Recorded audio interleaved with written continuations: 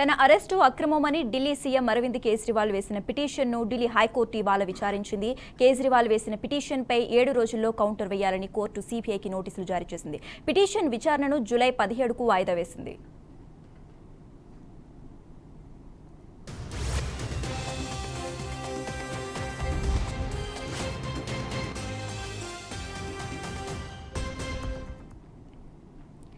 Arrest అక్రమమని పేర్కొంటూ వేసిన పిటిషన్లో పలు కీలక అంశాలను కేజ్రీవాల్ కోర్టు దృష్టికి తీసుకువచ్చారు. గత ఏడాది తనను సీబీఐ కేవలం సాక్షిగా పిలిచిందని, ఇప్పుడు మాత్రం కొత్తగా ఎలాంటి ఆధారాలు లేకుండానే అరెస్టు చేసిందని తెలిపారు.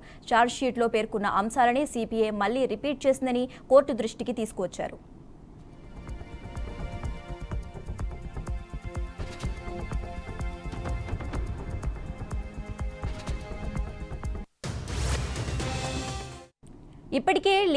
ఇప్పటికే ఢిల్లీ లిక్కర్ స్కామ్కు సంబంధించి మనీ లాండరింగ్ కేసులో తీహార్ జైల్లో ఉన్న కేజ్రీవాల్ను జూన్ 26న సీబీఐ అరెస్టు చేసిన విషయం తెలిసిందే. సీబీఐ కేసులో కోర్టు కేజ్రీవాల్కు 14 రోజుల జ్యుడిషియల్ రిమాండ్ కూడా విధించింది.